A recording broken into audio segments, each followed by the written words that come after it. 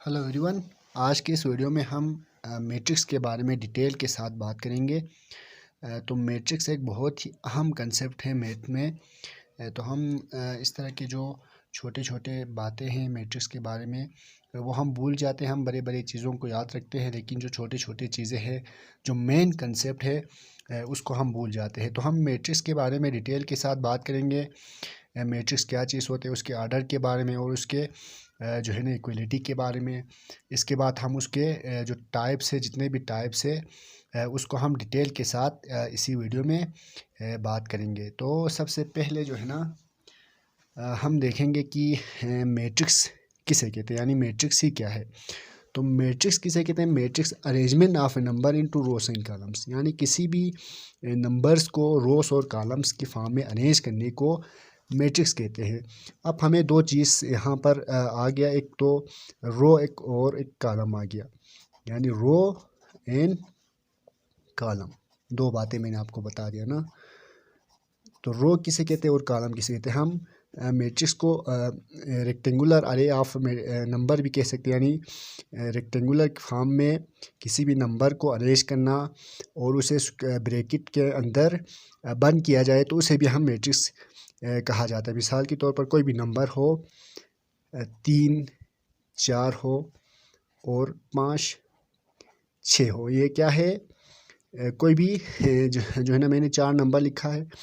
अब इसको हम अगर ब्रैकेट के फॉर्म में ब्रैकेट के अंदर क्लोज करेंगे तो ये क्या हो गया? एक रेक्टेंगुलर अरेंजमेंट हो गया, जो कि ब्रैकेट के अंदर बंद किया तो उसे हम क्या कहेंगे? मैट्रिक्स कहते हैं।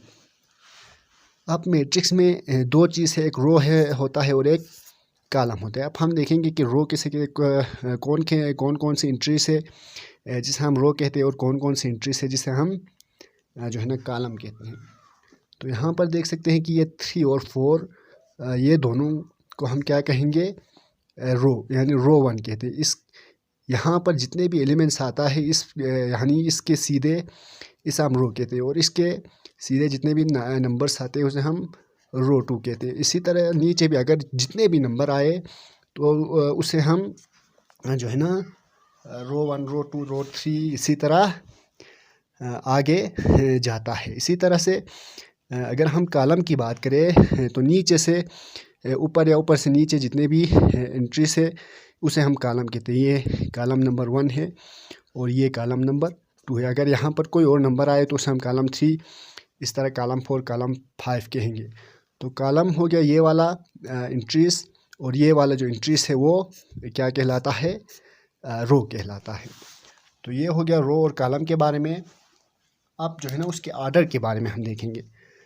तो यानी जो मैट्रिक्स है उसके आर्डर किसे कहते हैं? मिसाल तौर पर मैं एक यहाँ पर एक जो है ना मैट्रिक्स लिखता हूँ 3, 5, 7, 8, यानी मैंने क्या लिखा? एक मैट्रिक्स लिखा। अब हमें पूछ रहे हैं कि अगर उसके आर्डर के बारे में, यानी आर्डर क्या है, तो हम जो है ना सबसे पहले उसकी रो और कॉलम जितने हैं उसको रो को कॉलम से अगर मल्टीप्लाई करेंगे तो उसका आर्डर आता है। यहाँ पर कितने रो है? 1 रो, 2 रो है, तो हम यहाँ पर 2 लिखेंगे। मल्टीप्लाई कॉलम कितना है?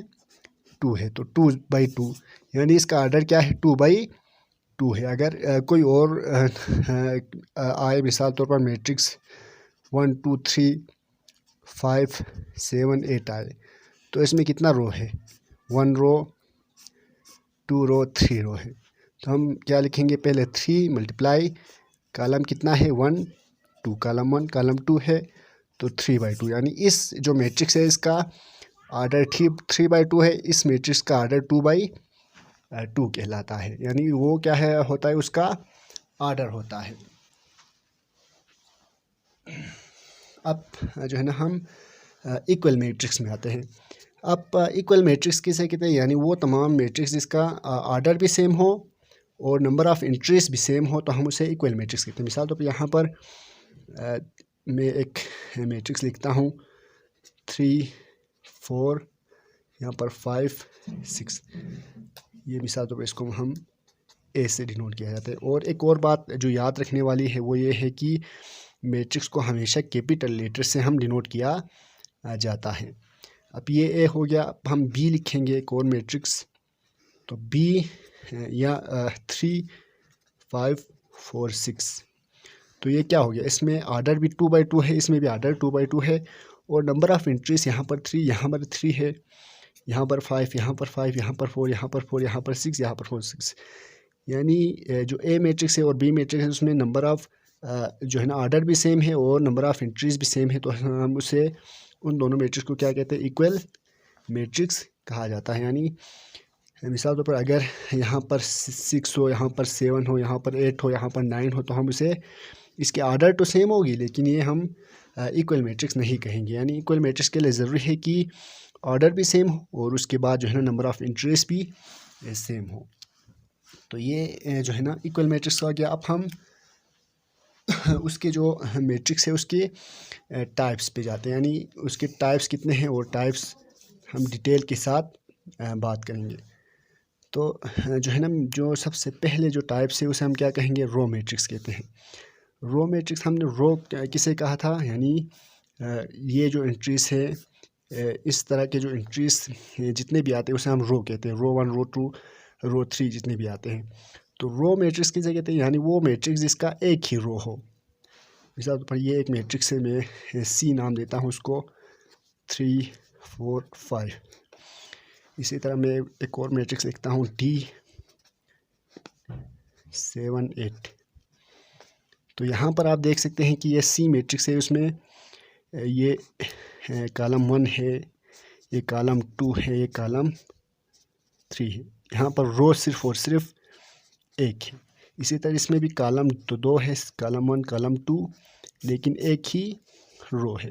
तो यानी वो तमाम मैट्रिक्स जिसका एक ही रो हो हम किसे क्या कहेंगे, रो मैट्रिक्स कहलाता है। इसी तरह कॉलम मैट्रिक्स किसे कहते हैं, वो तमाम मैट्रिक्स जिसका एक ही कॉलम हो उसे हम कॉलम मैट्रिक्स कहते हैं। मिसाल तौर पर कॉलम ऊपर से नीचे है या नीचे से ऊपर की तमाम एंट्रीज है उसे हम कॉलम कहते हैं। तो हम मिसाल तौर पर एक नाम देते हैं ई, इधर हम एक मैट्रिक्स लिखते हैं 7 8 9। तो इसमें कॉलम कितना है, एक ही कॉलम है ना, कॉलम 1 है। रो तो 3 है लेकिन कॉलम 1 है, तो हम इसे क्या कहेंगे, कॉलम मैट्रिक्स। यानी वो तमाम मैट्रिक्स जिसका एक ही कॉलम हो क्या कहेंगे, कॉलम मैट्रिक्स कहते हैं। इसी तरह रेक्टेंगुलर मैट्रिक्स है। रेक्टेंगुलर मैट्रिक्स वो तमाम मैट्रिक्स जिसका क्या हो, जो है ना रो और कॉलम बराबर ना हो, यानी या रो ज़्यादा हो या कॉलम ज़्यादा हो, या रो कम हो कॉलम ज़्यादा हो, तो हम उन तमाम मैट्रिक्स को क्या कहेंगे, रेक्टेंगुलर मैट्रिक्स कहते हैं। रेक्टेंगुलर मैट्रिक्स में इसको भी हम रेक्टेंगुलर कह सकते हैं, इसको भी रेक्टेंगुलर कह सकते हैं, क्योंकि लेकिन इसको हम रेक्टेंगुलर मैट्रिक्स नहीं कहेंगे क्योंकि इसमें रो और कॉलम बराबर है। इन दोनों को रेक्टेंगुलर नहीं कहेंगे, लेकिन रेक्टेंगुलर इन तीनों को हम रेक्टेंगुलर कह सकते हैं। यानी वो तमाम मैट्रिक्स जिसका रो और कॉलम सेम ना हो रेक्टेंगुलर मैट्रिक्स कहते हैं। मिसाल तौर पर ये एक मैट्रिक्स लिखता हूँ मैं 2 5 7 8 9 5।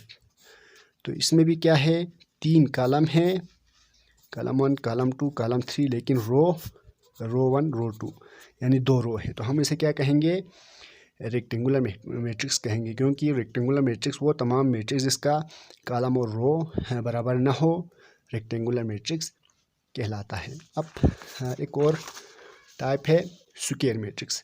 अब इसी तरह स्क्वायर में हम इसको स्क्वायर मैट्रिक्स कहते हैं, क्योंकि स्क्वायर मैट्रिक्स कैसे कहते हैं, वो तमाम मैट्रिक्स जिसका रो और कॉलम की तादाद बराबर हो उसे हम स्क्वायर मैट्रिक्स कहते हैं। मिसाल तौर पर ये एक मैट्रिक्स लिखता हूँ ए, यहाँ पर उसकी जो एंट्रीज में लिखता हूँ 5 7, इसी तरह 9 8। तो ये कितना है, 2 कॉलम है और 2 रो है, कॉलम 1 कॉलम 2 रो 1 रो 2। तो यानी कॉलम और रो की तादाद अगर बराबर हो, जितने भी मैट्रिक्स हो उसे हम क्या कहेंगे, स्क्वायर मैट्रिक्स कहलाता है।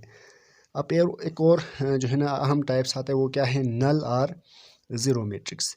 अब नल और ज़ीरो मैट्रिक्स किसे कहते हैं, वो तमाम मैट्रिक्स जिसका तमाम एंट्रीज ज़ीरो हो। मिसाल तौर पर ये सी है, सी में मैं लिखता हूँ 0 0, या फिर मैं एक और मैट्रिक्स लिखता हूँ D 0 0 0 0। यानी वो तमाम मैट्रिक्स जिसमें मौजूद तमाम एंट्रीज ज़ीरो हो, हम क्या कहेंगे, नल और ज़ीरो मैट्रिक्स कहलाता है। इसी तरह ट्रांसपोज ऑफ मैट्रिक्स। अब ट्रांसपोज ऑफ मैट्रिक्स किसे कहते हैं?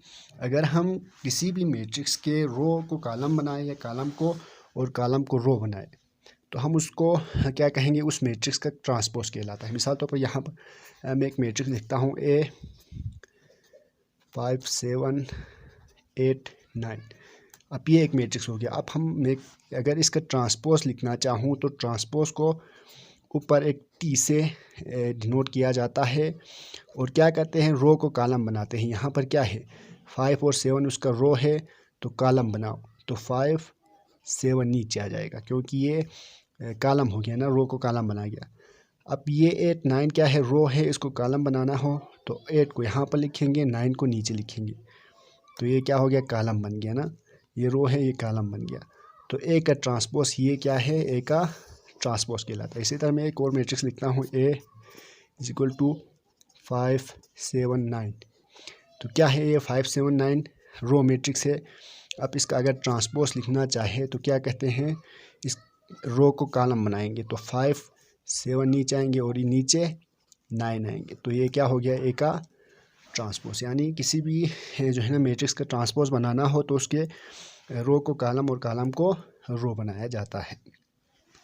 इसी तरह आप एक और टाइप्स की बात करेंगे तो वो क्या है, नेगेटिव ऑफ मैट्रिक्स। किसी भी मैट्रिक्स का नेगेटिव, तो उसको उस वक्त क्या करते हैं, वो जो मैट्रिक्स है उसमें मौजूद एंट्री से उसकी साइन चेंज करेंगे। मिसाल पर यहाँ पर एक मैट्रिक्स लिखता हूँ मैं 5 -7 8 9 लिखूँ, तो अगर हम ए नेगेटिव ऑफ मैट्रिक्स का मतलब ए नेगेटिव -a यानी ए को नेगेटिव बनाया जाएगा।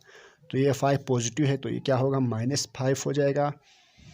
ये 7 नेगेटिव है तो नेगेटिव मल्टीप्लाई नेगेटिव पॉजिटिव हो जाएगा 7, तो ये 8 नेगेटिव 8 होगा, 9 भी -9 हो जाएगा। यानी किसी भी मैट्रिक्स का नेगेटिव का मतलब ये होता है कि उसके मौजूद जितने भी नंबर ऑफ इंट्रीज है या जो नंबर से उसको क्या कहते हैं, एलिमेंट्स है, उसके जो साइन है उसको हम चेंज किया जाता है। अब आ गया सिमेट्रिक मैट्रिक्स। सिमेट्रिक मैट्रिक्स, अगर हम इस सिमेट्रिक मैट्रिक्स की बात करेंगे तो क्या करते हैं, अगर मिसाल के तौर पर एक मैट्रिक्स लिखता हूँ मैं यहाँ पर A 5 7 8 9, ये क्या हो गया, एक मैट्रिक्स हो गया। अगर हम इस मैट्रिक्स का अगर हम जो है ना ए का ट्रांसपोज ले लें, ट्रांसपोज का मतलब रो को कॉलम, कॉलम को रो बनाया जाए। अब इसका हम अगर ट्रांसपोज ले लें तो क्या होगा, ए ट्रांसपोज 5 7 7 8 9 आएगा। तो ये क्या हो गया, ये इसके सेम नहीं हो गया ना, सेम एक अगर ए मैट्रिक्स ए ट्रांसपोज के अगर बराबर आ जाए, यानी एक मैट्रिक्स ए है और उसके ट्रांसपोज है वो भी वही ए आए तो हम उसे सिमेट्रिक मैट्रिक्स कहते हैं। मिसाल तौर पर अगर अब हम ए को ए की यहाँ पर एक के इक्वल नहीं आए तो हम इसको क्या कहेंगे, ए को सिमेट्रिक मैट्रिक्स नहीं कह सकते। अब मैं एक और जो है ना लिखता हूँ A = अगर मैं यहाँ पर 5 लिखूँ, यहाँ पर 7 लिखूँ और यहाँ पर भी 7 लिखूँ और यहाँ पर मिसाल तौर पर मैं 5 लिखूँ, तो और इसका अगर हम मैं ट्रांसपोज ले लूँ तो क्या होगा, 8 ट्रांसपोज 8 का ट्रांसपोज क्या हो जाएगा, ये रो है तो ये कॉलम बन गया, 5 7 नीचे आएगा और ये रो कॉलम बन गया, ये 7 5 हो जाएगा। तो ये बिल्कुल इसके सेम हो गया ना, यानी ए किसके बराबर हो गया, ए ट्रांसपोज के। तो हम इसको क्या कहेंगे, जो है ना सिमेट्रिक मैट्रिक्स कहेंगे। यानी ए को, इस ए को ऊपर वाले ए को नहीं कहेंगे लेकिन इस ए को हम सिमेट्रिक मैट्रिक्स कहेंगे, क्योंकि अगर ए ट्रांसपोज के इक्वल आ गया तो हम इसे क्या कहेंगे, जो है ना सिमेट्रिक मैट्रिक्स कहते हैं। अब हम एक और टाइप पे आते हैं, वो है जो है ना स्क्यू सिमेट्रिक्स। अब स्क्यू सिमेट्रिक किसे कहते हैं, यानी अगर ए ट्रांसपोज ए नेगेटिव के इक्वल है। मिसाल के तौर पर मैं एक जो है ना एक जो है ना मैट्रिक्स लिखता हूँ ए, वो क्या है, 0 है, 2 है, 3 है, इसी तरह -2 है, 0 है, 1 है और -3 है, -1, 0 है। अब मैं अगर इसका ट्रांसपोज ले लूँ तो ये ट्रांसपोज क्या हो जाएगा, रो कॉलम 1 या कॉलम रो बन जाएगा। तो ये 0 2 3 होगा, ये -2 यहाँ पर 0 आएगा, यहाँ पर 1 और ये -3 -1 0 हो जाएंगे। तो ये इसका ट्रांसपोज हो गया। अगर एक ट्रांसपोज का हम नेगेटिव ले ले तो क्या हो जाएगा, यहाँ पर -a ट्रांसपोज, अब यहाँ पर माइनस से मल्टीप्लाई करेंगे तो ये क्या हो जाएगा, ये 0 तो 0 ही रहेंगे, ये -+2 हो जाएंगे, +2 हो जाएंगे, तो प्लस लिखने की ज़रूरत नहीं है, तो ये भी +3 हो जाएंगे, तो ये माइनस हो जाएंगे, -2, ये 0 ही 0 रहेंगे, ये प्लस हो जाएंगे, ये -3 हो जाएंगे, ये -1 हो जाएंगे और ये 0 ही रहेंगे। तो ये क्या हो गया, फिर ए के बराबर हो गया ना, ये सेम हो गया। तो ये किसके बराबर हो गया, ए ट्रांसपोज जो है ना, माइनस अगर करेंगे तो ए ट्रांसपोज -a के बराबर हो गया। तो इसका मतलब ये क्या हो गया, यानी अगर ए ट्रांसपोज ए -a के बराबर हो जाए तो हम उसे क्या कहेंगे, या -a ट्रांसपोज के बराबर हो जाए तो हम उसे CQ सिमेट्रिक मैट्रिक्स कहते हैं। अब एक और जो है ना अहम टाइप है वो डायगोनल मैट्रिक्स। अब डायगोनल की अगर हम बात करेंगे तो यहाँ पर जो मौजूद इंट्रीज है और यहाँ पर मौजूद जो इंट्रीज है उसे हम डायगोनल कहते हैं। इसमें ये तमाम जो एलिमेंट्स है इसको डायगोनल मैट्रिक्स कहते हैं। अब डायगोनल मैट्रिक्स हैं वो तमाम मैट्रिक्स जिसमें जो है ना कम से कम एक डायगोनल नॉन ज़ीरो हो।